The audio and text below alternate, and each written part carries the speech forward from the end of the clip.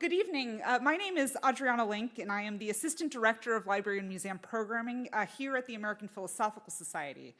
Welcome to this evening's lecture with Pulitzer Prize winning author Kate Zernike, who will be discussing her book, The Exceptions, Nancy Hopkins, MIT, and the Fight for Women in Science. I really am delighted that so many of you have chosen to spend your evening with us today, whether you're here with us in person or online. I know that it's very hot and there are many other things that you could be doing to cool off, but the air conditioning here is very good, so thank you for spending your time with us.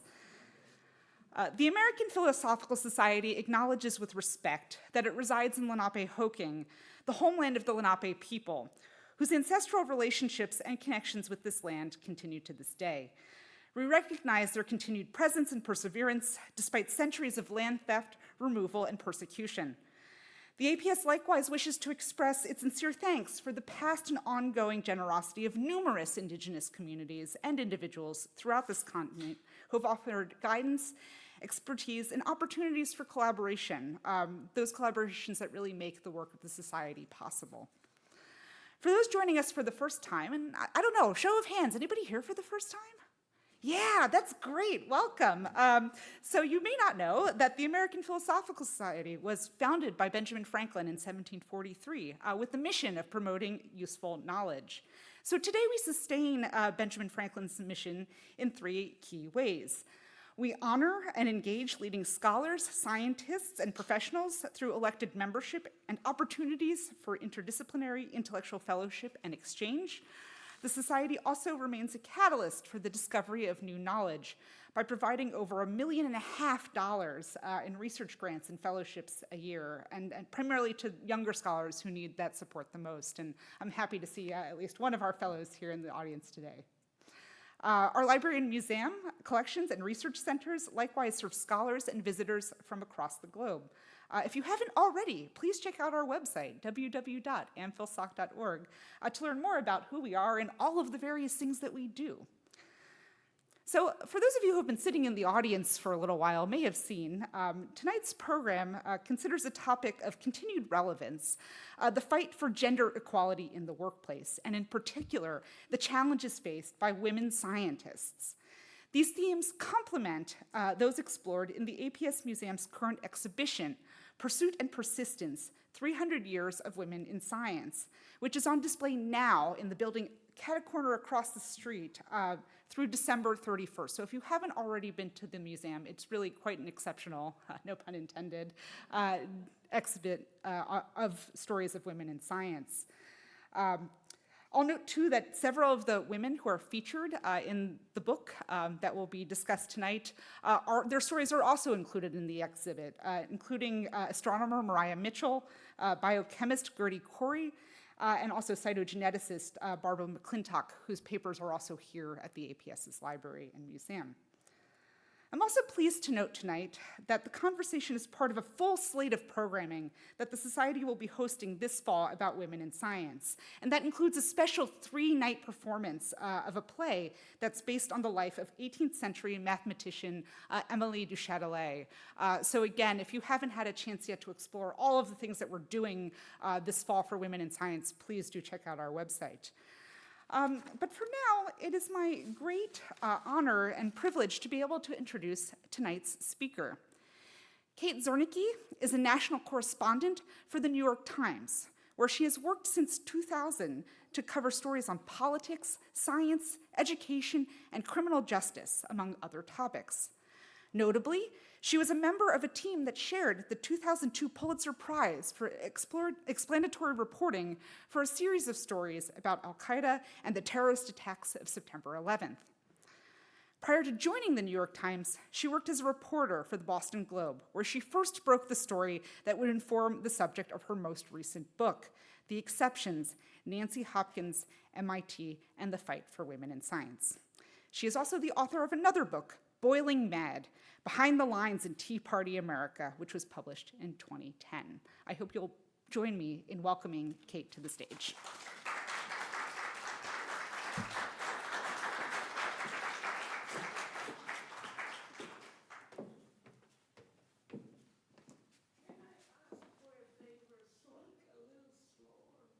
Sure, yes.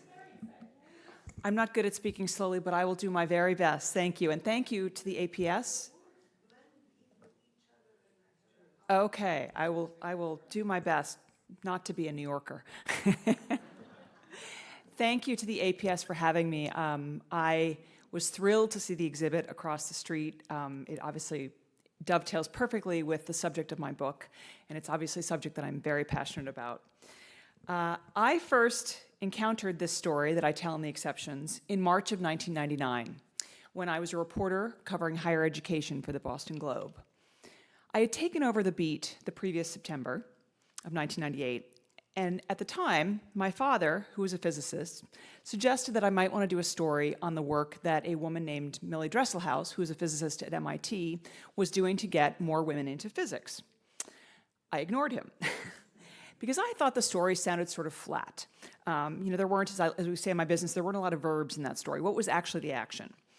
It struck me as sort of one of many programs to solve one of the many problems on American campuses.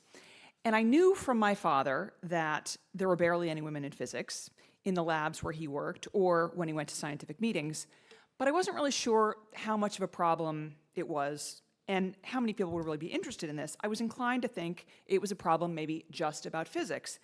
And maybe simply women weren't interested in physics, and that's why there weren't that many of them. Because if you think about it, it was 1999, the dawn of a new millennium, 3 decades after coeducation. Women had long made up more than half of the undergraduates on American college and university campuses. And experts at the time had really moved from talking about the problems of girls in science and math to the problems of boys in reading. We were much more worried about that at the time. 6 months later, an editor passed along this tip, a vague tip, that there was some story that had to do something with women and discrimination at MIT. And maybe because of what my father had told me 6 months earlier, and maybe because it was MIT, and maybe because the tip came from my editor, who was, after all, my boss, I called the number of the person I had been given, who was a molecular biologist named Nancy Hopkins. But I still wondered, even when I called her, I thought, how much of a story really is this? And I think I expected that given the time, again, March of 1999, not 1959, that this was probably a story about women alleging discrimination. Maybe there was a lawsuit filed, and that the story was going to end up being a somewhat, to me, unsatisfying one of he said, she said. So I didn't have very high hopes, but I was curious.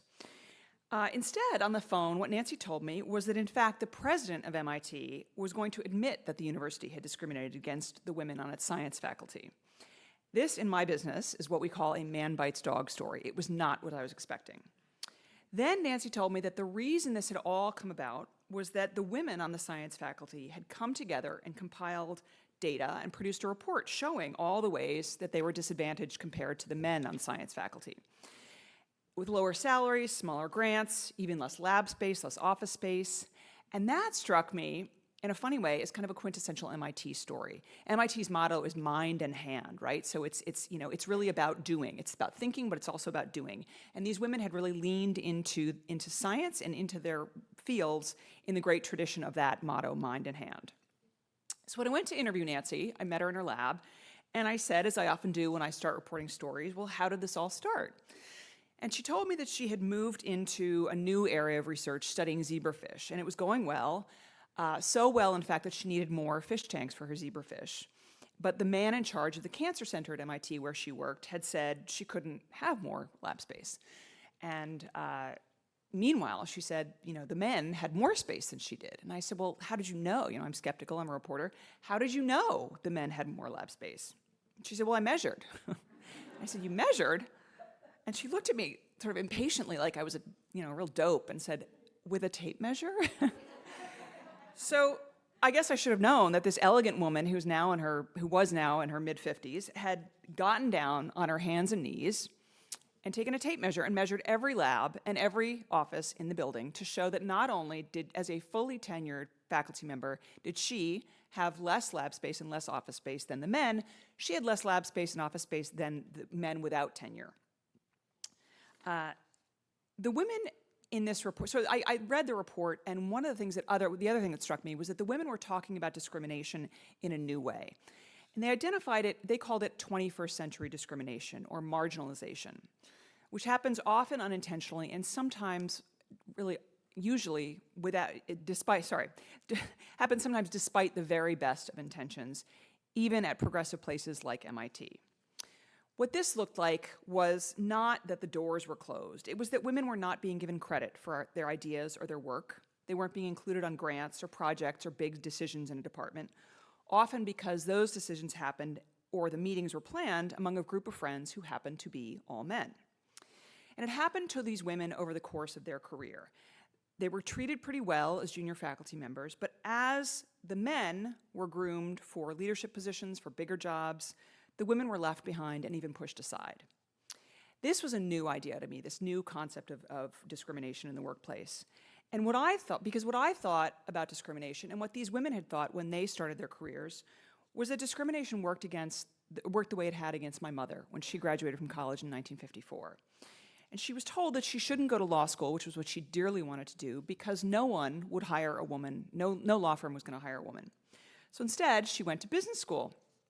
But she had to go to Radcliffe because Harvard Business School didn't accept women at the time.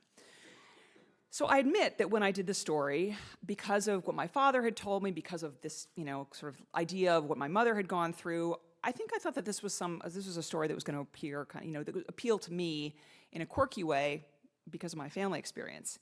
But in fact, the story, as we now say in this century, the story went viral very quickly. It ran on the front page of the Boston Globe on March 21st, 1999, which was a Sunday. And the next morning, the dean of the School of Science at MIT shows up to his office and discovers a camera crew from the CBS Evening News waiting for him. Nancy Hopkins walked into her office where the phone was ringing and would continue to ring for the next 2 weeks. She picked it up and found it was Radio Australia on the other line. The New York Times followed the Globe by putting the story on its front page that Tuesday.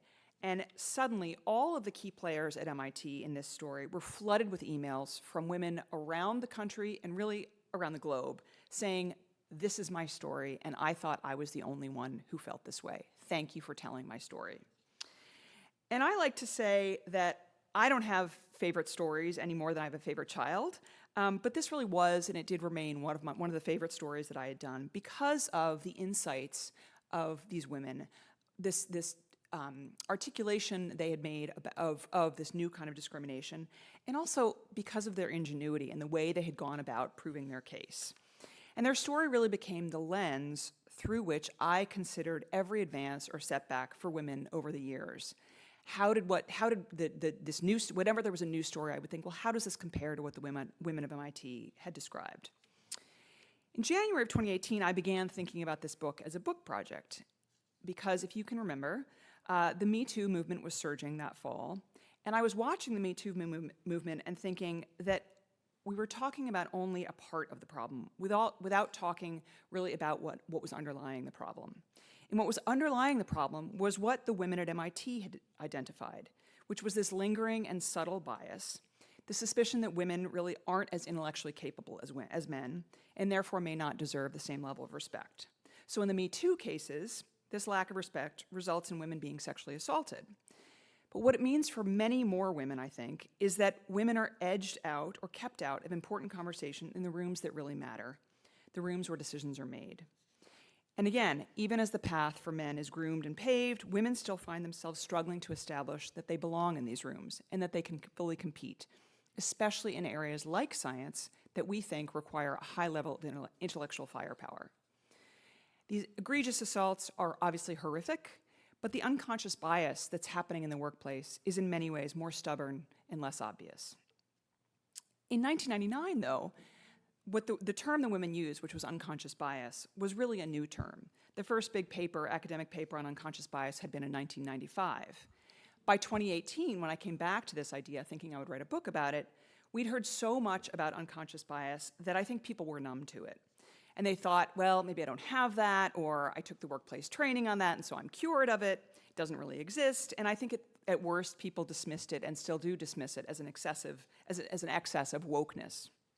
So I thought that by telling an intimate story in this book about these women, and particularly about the arc of Nancy's career, I could illustrate what it feels like to experience unconscious bias, and I could show how it happens, because to my mind, it does still exist, and studies show us that it is still a problem. I don't think I appreciated when I was first thinking about the book, and certainly not in 1999, how much Nancy's story intersected with, first, the development of her scientific field, molecular biology, but also the story of the modern women's movement on so many dates and in so many ways. So the book, The Exceptions, is Nancy's story, but it's also really a story, it's a history of her scientific field, biology, modern biology, genetics, and also of the modern women's movement. The story starts in 1963, which was the year that President Kennedy had his commission on the status of women, and he signed the Equal Pay Act as a result. We start with Nancy Hopkins. She's a 19-year-old junior at Radcliffe, the girls' wing of Harvard. Harvard has just decided that graduations can be combined, that the men and women are actually going to graduate together, even though coeducation is still going to be about a decade off. Nancy's father has died the year before. She's searching, as so many college juniors are, for meaning and purpose and what she's going to do with her future. She's not one to set small goals. She feels the need to do something big with her life, something really important, and ideally something that will, again, not one to set small goals. She wants to alleviate human suffering. But because it's 1963 and women her age, women of that age, are expected to get married and finish having their children by age 30, she thinks she has only 10 years to achieve this goal. Again, she's 19. She has a boyfriend who she expects to marry. They've met in a freshman mixer her first week at Radcliffe. So she decides she has 10 years before she has to have kids and 1 year to figure out what this big thing is going to be. Because otherwise, she's going to slip into the usual pattern, the familiar routine, the suburban routine of children, a dog, the suburbs, following her husband wherever he goes to get a job. So she goes to a 1-hour biology lecture taught by James Watson 4 months after he and Francis Crick had been awarded the Nobel Prize for decoding the structure of DNA. Watson and Crick's discovery has set off a revolution in modern genetics, and in 1 hour, Nancy falls in love with the potential of DNA. And she sees in it the ability not only to tell her why her mother got cancer, but even why some people are nice and why some people are nasty. She just thinks we're going to find the answer to everything in DNA. She's not a particularly bold woman, but she is so struck by the power of this new idea that she summons her courage and goes to Watson's lab and asks if she can work there. And he readily agrees. And he quickly anoints her a scientist, in part because he sees that Nancy, like him, he says, "You're like me. You have a one-track mind." And Nancy really does have this restless mind. She's constantly wondering, she's constantly searching, which is really a theme that runs through the book, whether she's measuring the lab space or discovering DNA. In the next few years, she goes on to do some of the most important early experiments in gene expression. After 10 years, she has done her important thing, and she has a PhD, and she's also been married. But unexpectedly and somewhat suddenly, her husband leaves her. And because he feels competitive with her, and he feels that, he can't, he's having trouble. He's an English professor at Harvard, and he's having trouble getting tenure because he's having trouble getting this book. Meanwhile, Nancy's getting all these job offers because she's such a superstar. And she really blames herself for caring too much about science. But she's the beneficiary of 2 historical developments. The first is the discovery of retroviruses by David Baltimore and Howard Temin, which has made it possible to study cancer and the causes of cancer and whether cancer could be caused by viruses. That's been one of her interests since she took this lecture with Watson 10 years earlier. And President Nixon is now funding the war on cancer. The second development is that the federal government is pressing universities to hire more women and saying it's going to take away their funding if they don't. So Nancy knows that when she gets hired at MIT, she has 2 job offers. One is an offer from Harvard Medical School, and the other is the offer for a job at this new cancer center at MIT. And it's the only center in the country that is going to study the basic causes of science. All the other money from the war on cancer is going to clinical settings. MIT is going to be very unusual in developing this cancer center to understand basic scientific causes of cancer. So she knows, as I said, she's what we would call an affirmative action baby. But because but she doesn't care. Because she's so well qualified, because she's so well trained, she thinks it doesn't matter. I'm going to be able to prove myself. And that's all that's going to matter. Because science, to her, is a meritocracy. And as long as you put in the work and do good experiments, you too can win a Nobel Prize, even if you're a girl. And Nancy's not a feminist. In fact, she's sort of an anti-feminist at this point, because she thinks that feminists are asking for special treatment, and she doesn't want anything of the kind. And she also thinks that as long as the doors have been open to women, discrimination no longer exists. The next 20 years, as I like to say, is her schooling. Not only does she discover that sexism is alive and well, but she discovers that there's no such thing as a pure meritocracy, even in science. So she takes this job in 1973 on the 5th floor of the cancer center, of the new cancer center at MIT. She's the only woman on the faculty at the cancer center. And she starts by seeing small slights, and it's really nothing that really any of us would think to mention. The UPS driver assumes that she's the secretary, so Nancy has to sign for all the packages. The postdocs think that she must be a postdoc or maybe a technician, so they go into her incubator and steal the cells that she spent hours and really, days cultivating. She talks about her ideas for experiments in department meetings, and the postdocs take her ideas and go and pursue them on their own. And to begin with, if she looks to cast blame on anyone, she turns it right on herself. So confident Nancy is now thinking, well, maybe I'm just not that good, or maybe I need to be more aggressive and have sharper elbows. But she really internalizes this and begins to think the problem is all me, which again is a theme we're going to see throughout the book and for many of these women in it. And because she's not a feminist, she really looks for every reason to explain why she's having these problems, except that it might be some sort of gender discrimination. And this is one of the reasons that I call the book The Exceptions. The title is partly because these women were exceptional, right? They were exceptional in their remarkable accomplishments. They were exceptional in that they could get jobs at a time when many women couldn't in these fields. But it's also because when they did face problems, again, this becomes a theme for all of the women in this story, when they did face problems, they were inclined to dismiss those problems as one-offs, as the exception. That these problems could be explained by the particular circumstances or maybe personality conflict in the lab. And in many cases, these women really ultimately concluded that it was something they themselves were doing wrong, which I think is, again, a theme for women not only of that generation, but still women today. So the lab was on this lab where Nancy was working along with David Baltimore and many other big names in cancer research, was on the 5th floor of the building at MIT, and it was renowned for its intensity and for the aggressiveness, for the real power, the intellectual firepower. And the legend around MIT is that the lights never go out on the 5th floor. So Nancy first thinks, okay, maybe the problem is the 5th floor. Maybe it's just that I can't hack it with all these big tough guys with their sharp elbows. So she moves to the 3rd floor, even though that's going to mean that she has to run up to the 5th floor to get some of the equipment that she needs. So just as she's concluded maybe the problem is the 3rd floor, she's just gotten tenure, and she hears a man from the National Institutes of Health comes to her and says, and actually apologizes, because it turns out that someone she's known from the 5th floor lab is now at Harvard Medical School, and he's running around the country taking credit for the discovery that got Nancy tenure in the first place.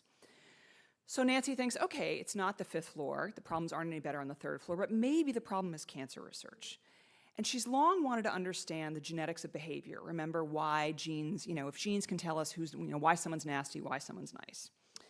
And so she thinks, okay, maybe I'll switch fields and maybe I can go into neurobiology. And she hears about a woman in Germany who is using a new model organism, the zebrafish, to understand developmental biology.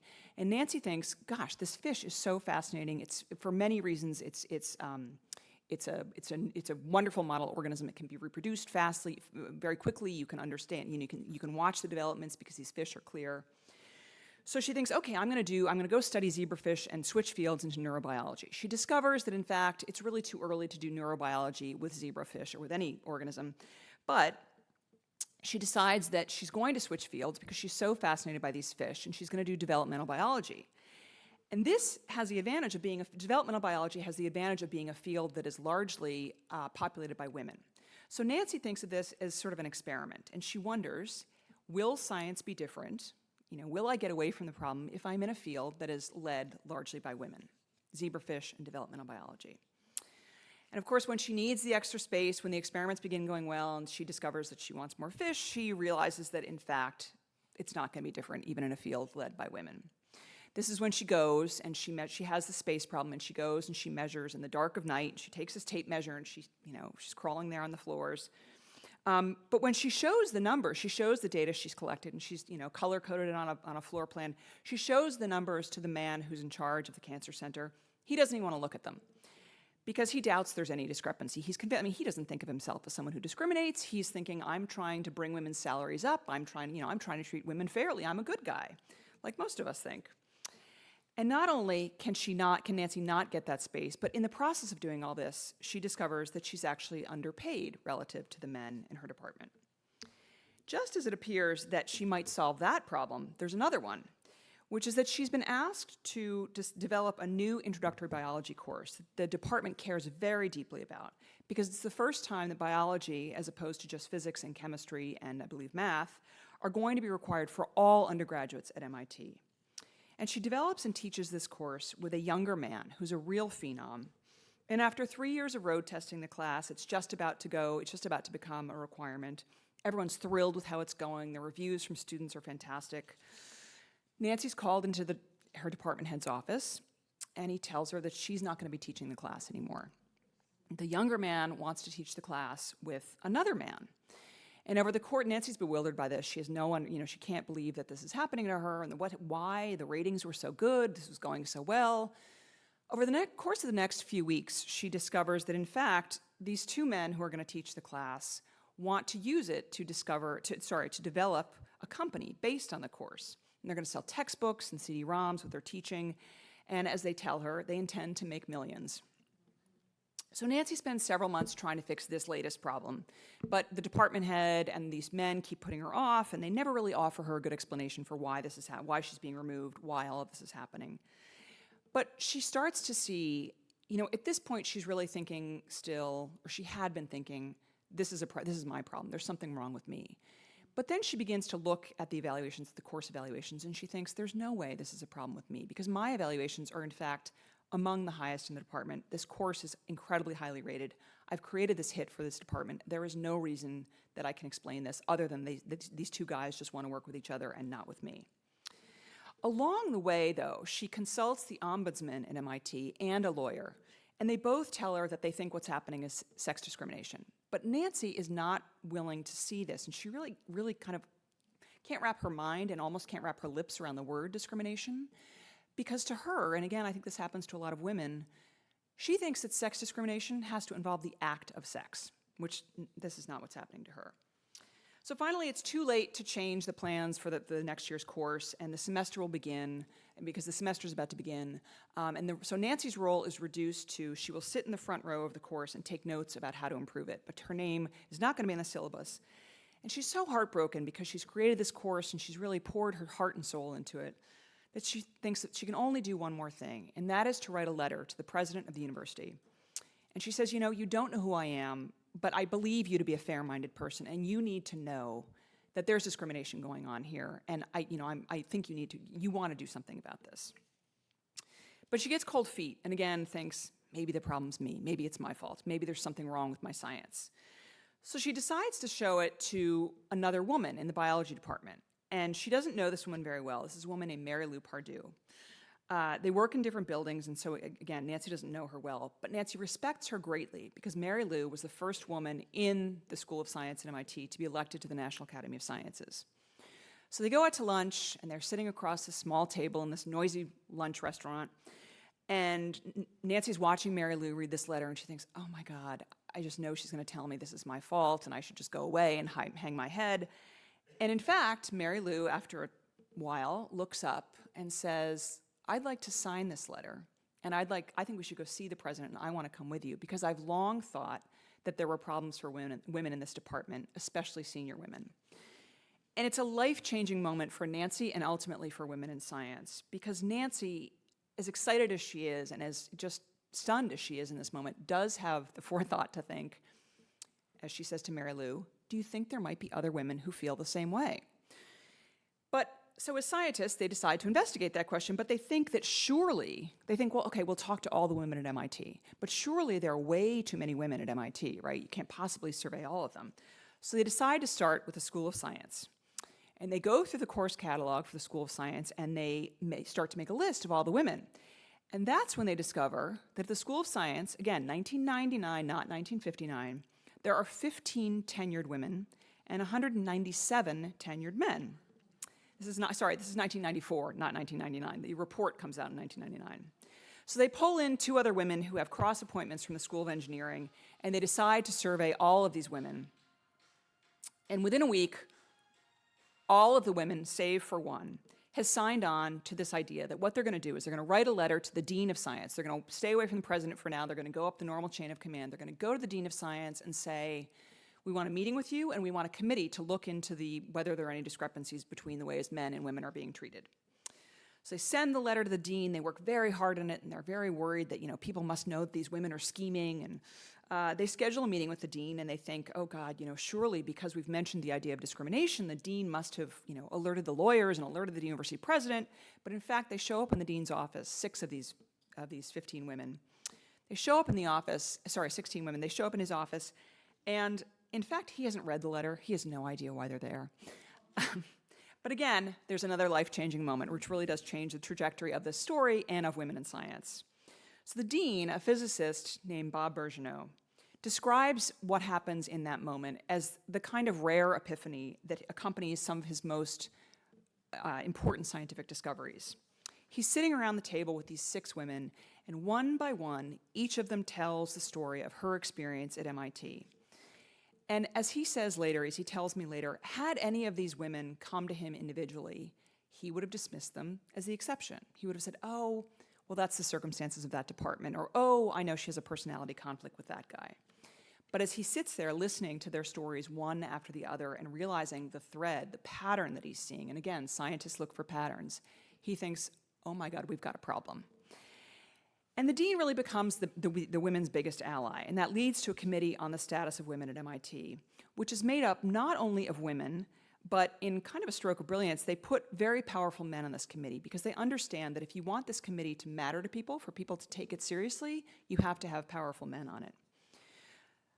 So they identify the problems that I mentioned earlier, space, lower salaries, but it's also significant to mention that the problem was not that these women had had children and that therefore were so distracted by their children that they weren't able to have the same career as the men. And it was not that women in general were not interested in science, because in fact, in some departments, like chemistry and biology, the number of female undergraduates was actually higher than the number of male undergraduates. The numbers begin to dwindle, though, as you went up the ladder. So they look somewhat the same in the graduate level, but then when you look at the postgrad level, and certainly among the faculty, the numbers of women were really dropping off. We had done a very good job at this point of getting girls interested in science.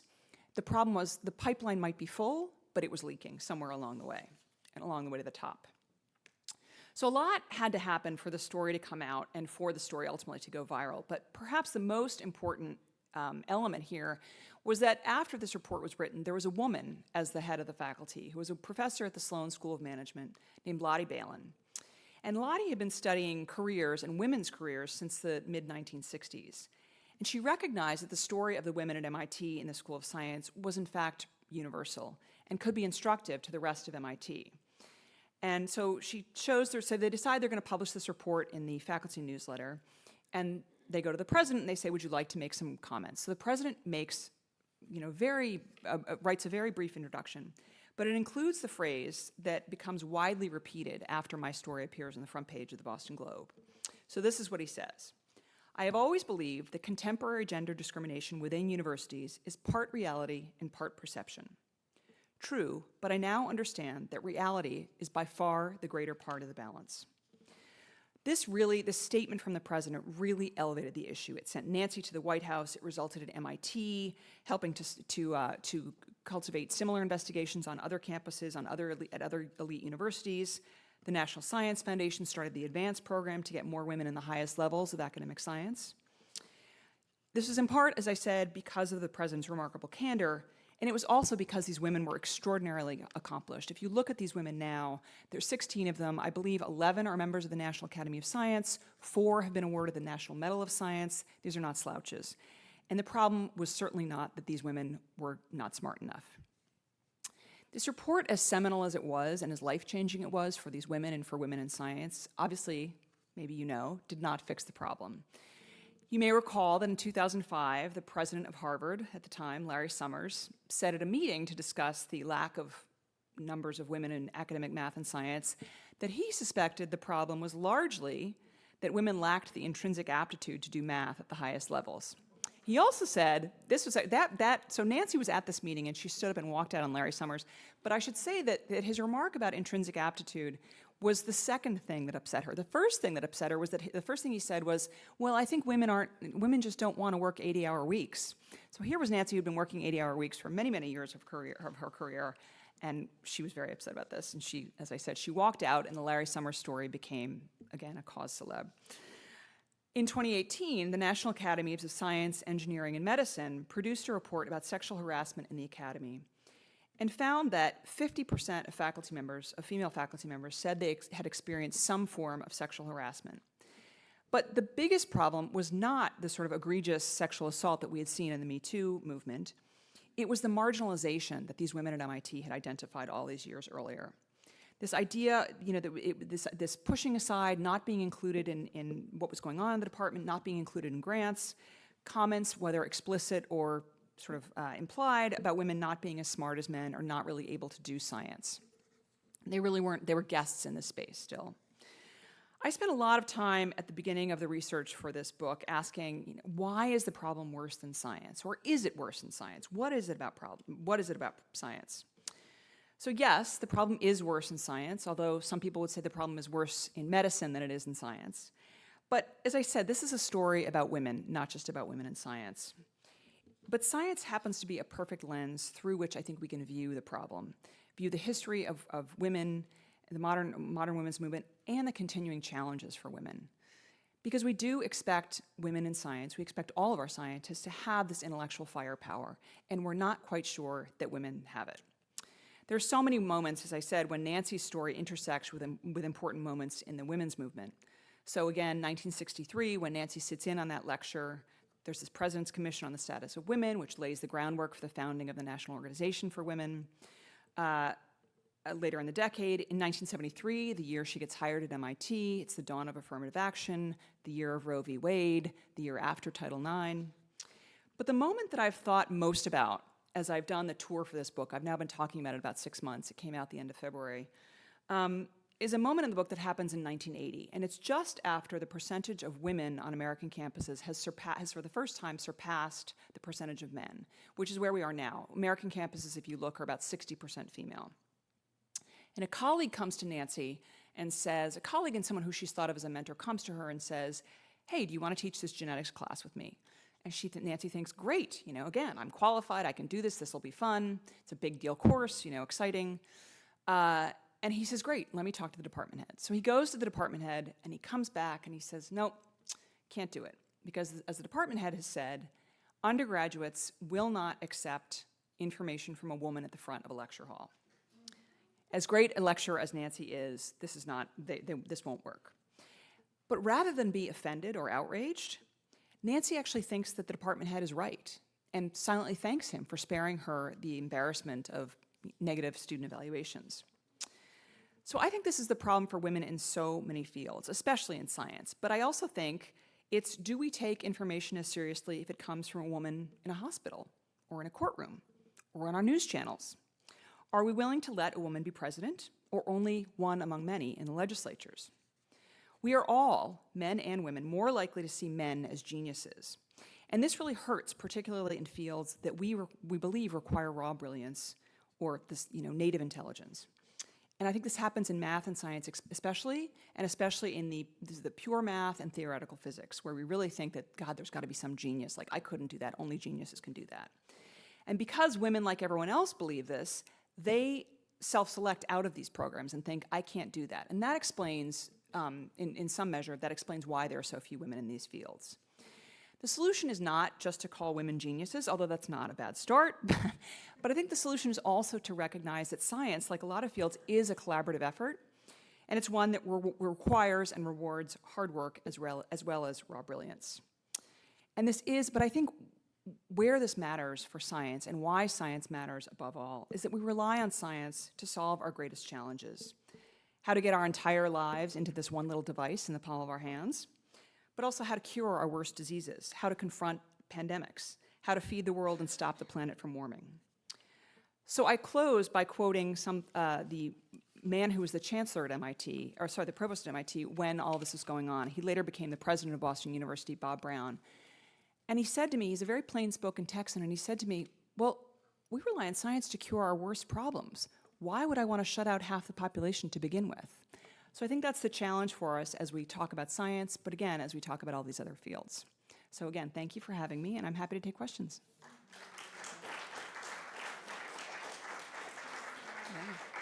So we have plenty of time for questions if folks in the audience would like to ask, or if there are questions online.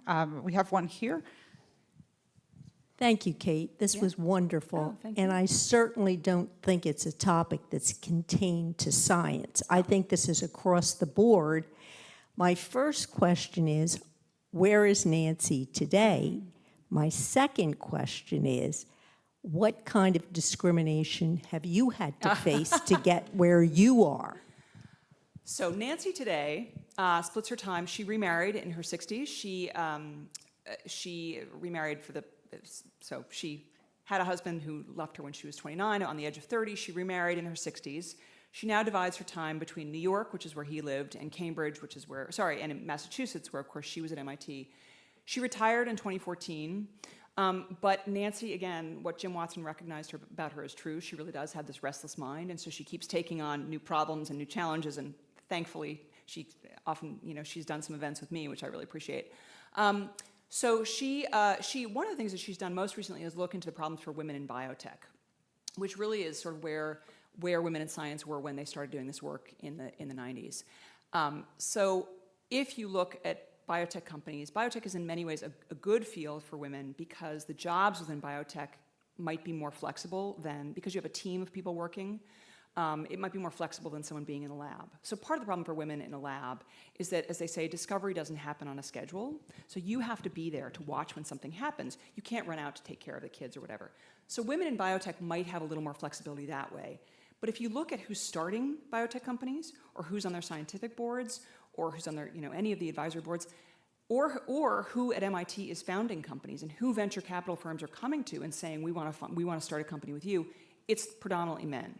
So that is the continuing problem. Nancy and two colleagues, Susan Hockfield, who was the first female president of MIT, and Sangeeta Basha, who's a woman who is now an institute professor at MIT and sees Nancy as a mentor, they did a big project for the American Academy of Arts and Sciences on women in biotech, focused on Boston exclusively. But one of the things I think is most impressive that they did was get venture capital firms to agree that they would not, within 2 years, they would not fund any company that didn't have at least 25% women on its board. So that's been one of the things that Nancy's doing. She's also but she's chasing after and very much enjoying a granddaughter who I believe just turned 4, but I might have the birthday wrong. Anyway, it was recent. As for discrimination in journalism, I like to say, and I did say in the talk, that I thought about these women's stories as I left the Globe and I went into my career at the Times, and I really felt like I carried it with me. But as I wrote the book, I felt like maybe I hadn't been vigilant enough, because it really is in the small ways that things add up. So in journalism, I think the problem is, what are the beats, right? What are the topics that women are allowed to cover? When a big news story happens, who's writing that story, right? So I always talk about, well, first of all, I'll say, so I once interviewed for a job for the New York Times covering the Pentagon, and I'd been reporting on the Abu Ghraib prisoner abuse scandal, and so this felt like a natural segue. And so I went to the Washington bureau chief at the time, and he said, well, and this was right after Fallujah, it had bodies hanging from the bridge, right? And so I knew that obviously the Iraq War is going on, 2004. And he said, well, you do realize that if you cover the Pentagon, you'd have to go to Iraq. And I was like, yeah, got it, check. And I think there was just this, well, you wouldn't want to do that, would you, little girl? A more recent example, I say, and I think this has changed, but, I always talk about a few years ago, I think it was just before pandemic or maybe a year in, there was that country music festival in Las Vegas, right, where there was the mass shooting. And if you looked at the paper the next day, there was what we call the lead-all, which is the story that sums up all the news developments of the day. And then next to it was a story about the victims, right? So the hard news story was written by men. The softer feature about the victims and these horrible, tragically lives that were taken, that's written by women. So we still think of women as the feature writers and the soft subjects. It's whether we want it, whether, again, as I say, whether we're trusting them with the hard news, with the tough stuff. So I think that's where I would say that I've definitely seen it over the years. And I will say also that women are still underpaid at the New York Times. And when, as happened at MIT, when it's explained, it's well, you know, you're within range for your role, right? So, but if you're not putting women in these roles, you're not making the woman the department head, well, of course she's going to be underpaid, but you can't, it becomes this cycle. So anyway, thanks for your question. Thank you so much for this great presentation. I have a question related actually to the title, also The Exception. Yeah. I think it's brilliant. And throughout your talk, you discussed a lot the question of discrimination from men. Mm-hmm. But I was wondering, because the title is The Exception also, and to be, in a certain way, an exceptional woman, if you think about the pattern or the exception, the expectations Yeah. about what women should be in general within the system. So thinking about discrimination, do you also discuss through the story, because indeed the story, it's a story, right? Yeah. Narrative, or if you had this, or if Nancy talked about this experience also, how she was looked by other women, Yeah. and if it came out through, if it is in the book, or if you decided to put it on the side. I don't know. Thank you so Thanks much. for a question, because it is a great one. And in fact, it's interesting because I'm doing a panel at Harvard Med School next week, and when we were talking about the panel, one of the women said, well, what about, you know, you don't spend much time talking about the queen bees, right? So the queen bee is the woman who thinks, well, I did it, so either she's going to pull up the ladder after her, or she thinks I did it and it was hard for me, so therefore it's got to be hard for you. This is part of the training, and she's not really interested in bringing other women along. So I will say, to go to the earlier question, when I think about first of all my mentors, they've really been more men, which I think is fine. I think you can find mentors in men and women. When I think of some of my hardest professional disappointments, they've come at the hand of women, which is unfortunate and disappointing. So I do think so I do talk about the queen bee syndrome. And it's interesting, there's a woman in the beginning, it's actually David Baltimore's wife, who says in the beginning, she sees Nancy, and she sees Nancy with all of her bluster and her confidence, and she sees, oh, that one, she's on her way to becoming a queen bee, right? She sees this pattern. She thinks Nancy doesn't recognize the discrimination that's happening around her. She's going to end up being one of those women who thinks, well, I did it, so you can do it too. So I do think that this is a problem for men and for women. And again, as I said in my talk, if you look at the research, unconscious bias against women is men and women. It's not, there's no, you know, women might see it, and maybe especially see it because it might be happen when they realize it's happening to them, but they're just as likely to think, well, she's not smart enough, that explains it. So I definitely do discuss that in the book. There's also one up there. Okay, there's a mic coming to you. Oh, it's coming to you. So we'll do up in the balcony and There's then down one. here. Okay. Oh, I'm curious to know, after MIT acknowledged the pattern of discrimination, were there monetary awards to even the playing field? Did she get her extra space for her zebrafish? She did ultimately get the space. One of the things I love most about the story is that she goes, on the advice of this lawyer, she actually goes to see the provost. And Nancy is so clued out of university politics, she doesn't even know the provost's name. So she goes to see the provost, and he's baffled by why, she's asking for 200 square feet. And he's like, people come to me wanting a center. Like, they don't come to me asking for 200 square feet. Like, is this all you want? And why are you coming to me with this problem? Because again, he thinks there must be something to explain this, right? There must be some, again, personality conflict, circumstance that she's not telling him. So yes, she did get the space that she needed, and she did the changes for women's salaries actually. So the women go to the dean in the summer of 1994. The first report comes out in 1999, and then for reasons that I go into in the book, the final report is not released publicly until 1999. So women's salaries were actually adjusted. The dean, as I said, the dean of science, who became a real ally to the women, he started fixing the salaries in 1994. And in fact, Nancy was actually, again, I should say this, because so often this work of solving the problem for women falls on women, right? So women have the extra burden of having to be on the committee about this. So anyway, so Nancy was actually also rewarded for doing that work. So yes, there were settlements. I think there were. Oh my gosh, I would have to think about particular circumstances. I also think there were some cases in which pension adjustments were made, right, for pay discrimination in the past. So yes, there were. But what there weren't, I will say, and I think this is largely because, as one person said, only MIT could get credit for doing the wrong thing. But MIT did admit the problem, and I think because Chuck Vest, the president, really did create so much goodwill that we didn't see, a rash of lawsuits. And to its credit, MIT didn't even have a general counsel at the time. Chuck Vest did not. He talked to people on his staff who were lawyers, among his administrators, but he didn't go to a lawyer and say, are we gonna end up with a bunch of lawsuits? And it is somewhat remarkable that didn't happen afterward. But I think it was because the dean had begun to address the problems. And I should also say that Lottie Balin, the chair of the faculty, then pushed for the same report, the same kind of report and investigation to be done at all the other 4 schools at MIT. So there was remarkable progress there. And I always love this story because some of the most remarkable progress was actually at the School of Engineering, which most people think of as being the most male. But they really had a very supportive male dean at the School of Engineering. And he said, I'm not going to do it anymore. I'm not going to do this thing anymore where you come to me, you do a job search, and you say, well, we tried to get a broad pool of people, but it turns out that the only person we can hire is this guy. And if we don't hire him, he's going to go to Harvard, so we have to hire him. Tom Magnanti just starts saying, no, if you bring me a pool that doesn't include women, doesn't include people of color, I don't want to talk to you. Go back, find more people.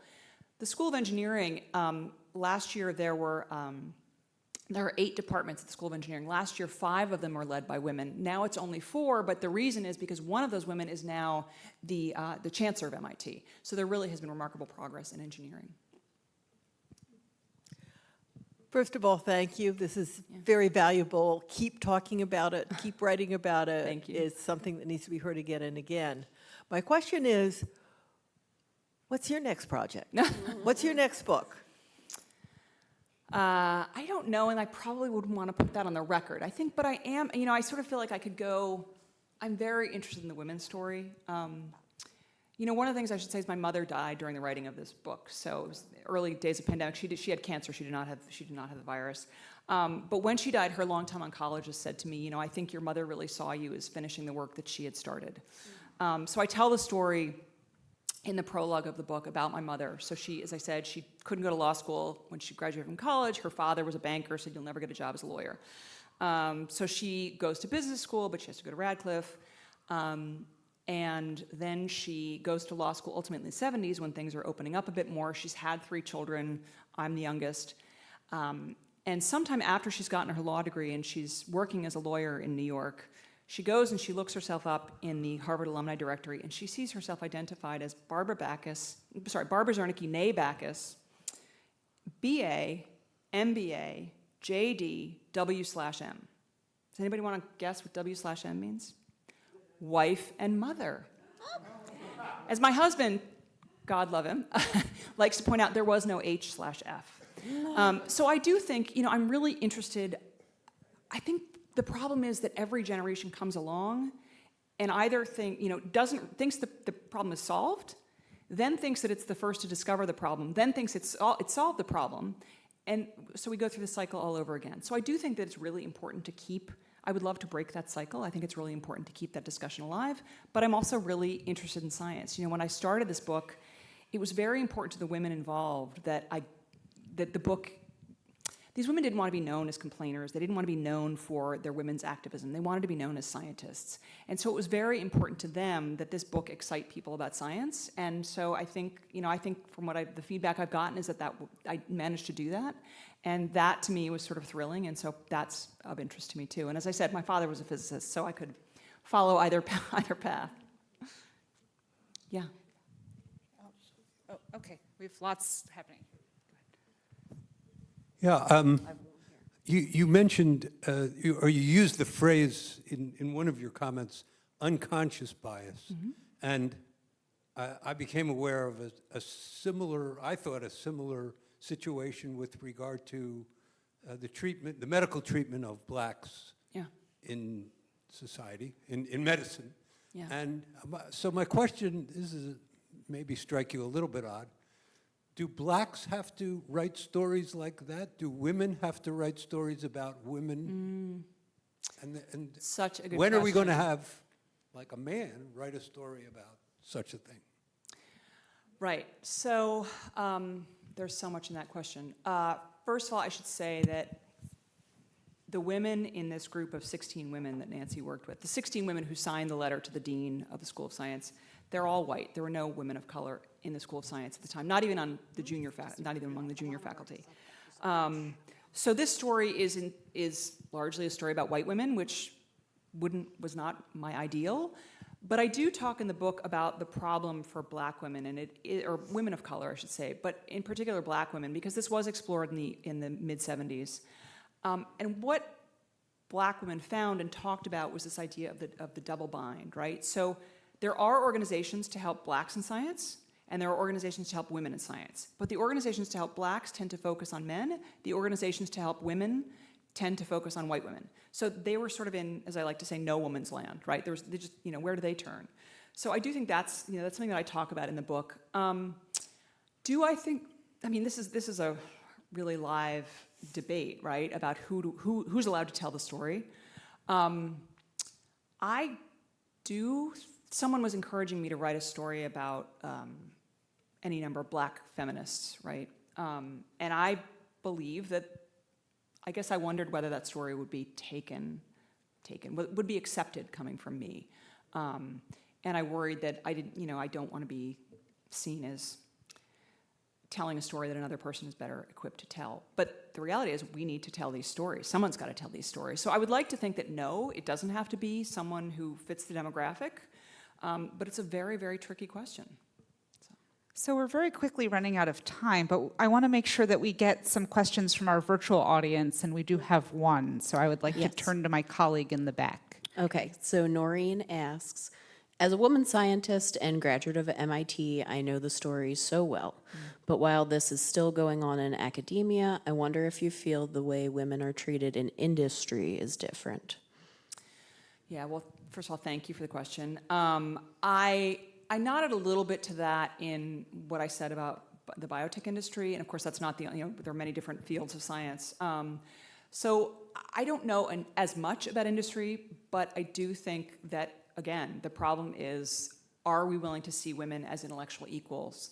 I'm shocked that, maybe it's the audience, but usually I get a question from someone who's read the novel Lessons in Chemistry, which is a best-selling novel. It's fiction about a woman in the 1950s who wants to be a chemist, and the only way she can really be a chemist is to have a cooking show on television, which is chemistry. But so I think the book is a runaway bestseller. And actually, the author of that book reviewed my book for the New York Times, which said really nice things, which I'm grateful for. But I think one of the reasons that book was a runaway success is that women are hungry for the story for stories that recognize their intellectual abilities. I do think there's this lingering sense among women in many different fields that they're not taken as seriously as the men are. So I did an event in Old Greenwich, Connecticut, a couple months ago, and at the end, there's a woman who I think had left, I'm pretty sure she'd left finance. If it wasn't finance, she'd left law. But she had two questions, and one was, are you going to produce a young adult version of this story? And the second was, and she asked this totally, without irony or think she was making jokes. She said, "Are you gonna go and do books about all the industries now? Like, will you do law and then finance and then medicine?" And I was like, "We'd be going a long time. It's a lot of books." So I do think, my husband, for instance, works at a gene therapy company. He's the chief gene therapy officer and was chief medical officer. And there's a woman there. They're one of their leaders who has the exact same problem. So I don't think that industry is some sort of Garden of Eden for women. No. The problems are maybe different. Just wanted to mention that your story, or what you picked up, is really a middle-class story. Speaking, if you go to Kensington in Philadelphia and talk to these people, there is no time and no support of thinking about science even in the middle school. never mind going to the high school so that you can get to MIT. Okay? So, and this is true for men and women. And of course, unfortunately, in that class, I'm not from there, but I observed this. In that class, there is a dogma. Men have to go and make money, support and the women stay home and take care of the family. And that sort of is given and accepted. So for a woman from that environment to think about some higher concepts, such as mathematics or biology or whatever, it's out of realm. Out of the realm.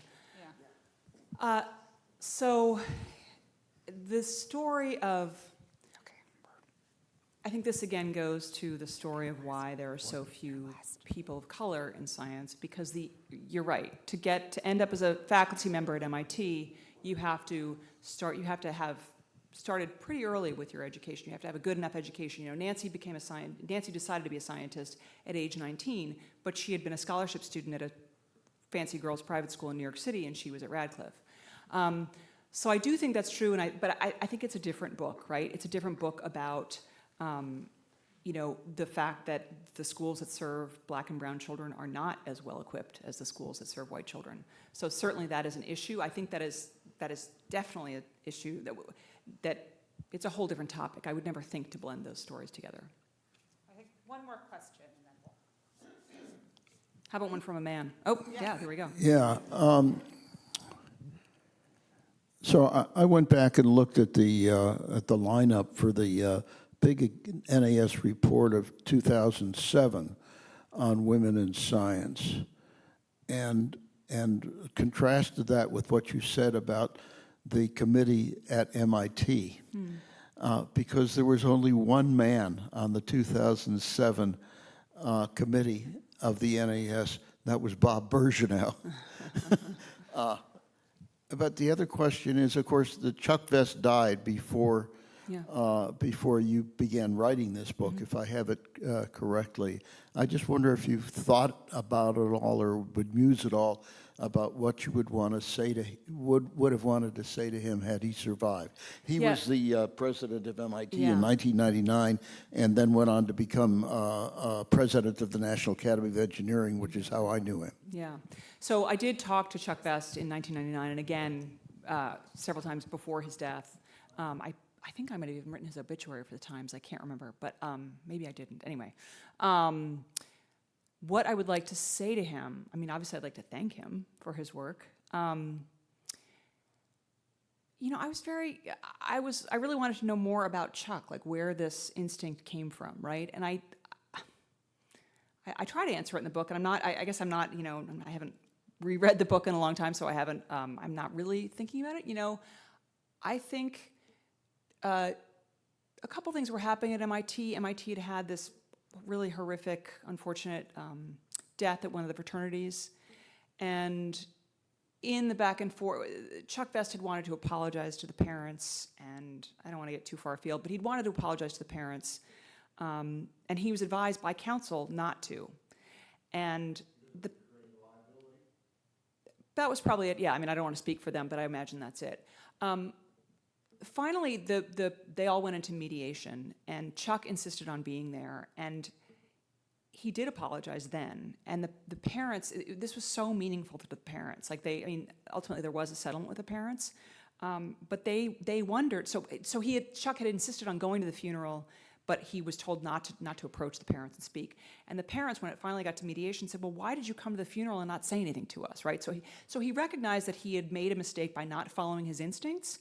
So in this case, he was determined to follow his instincts. So I just think it's like some people do the right thing.